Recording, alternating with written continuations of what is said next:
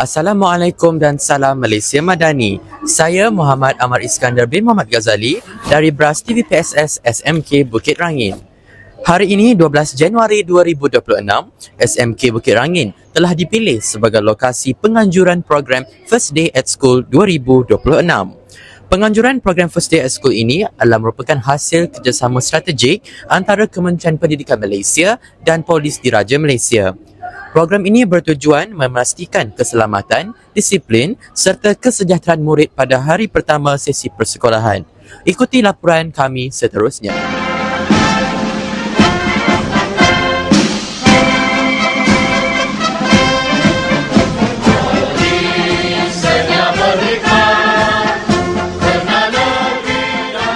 Assalamualaikum, salam sejahtera dan salam Malaysia Madani. Bersama-sama saya pada hari ini iaitu yang berbahagia ACP Ashari bin Abdul Samad, iaitu Ketua Polis Daerah Kuantan. Assalamualaikum Tuan. Assalamualaikum. Baiklah Tuan, ini soalannya.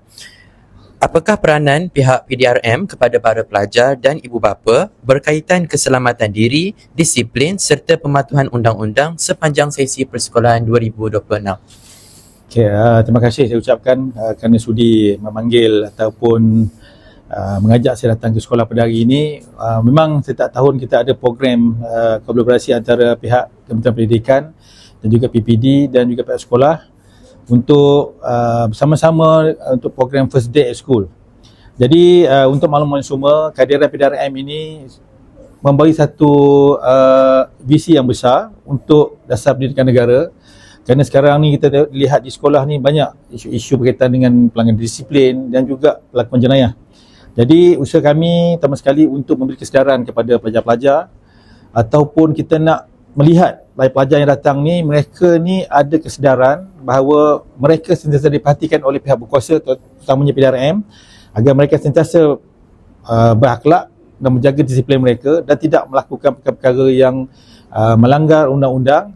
Yang mana perkara ini bukan sahaja merugikan diri sendiri, malah kita juga akan merugikan pihak negara kerana mereka ni adalah pewaris kepada kepimpinan yang akan datang.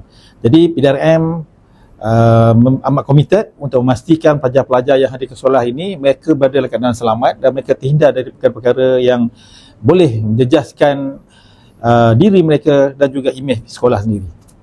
Baiklah, itu sahaja Tuan.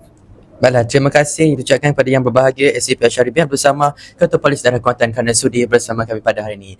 Alhamdulillah, program First Day at School 2026 berjaya mewujudkan suasana persekolahan yang lebih selamat, teratur dan meyakinkan melalui kerjasama erat antara pihak sekolah, PDRM dan ibu bapa. Semoga inisiatif ini dapat diteruskan demi kesejahteraan murid dan kecemerlangan pendidikan. Saya Muhammad Amar Iskandar bin Muhammad Ghazali melaporkan untuk BRAS TVPSS SMK Bukit Rangin. BRAS TVPSS, tepat, telus dan berinformasi.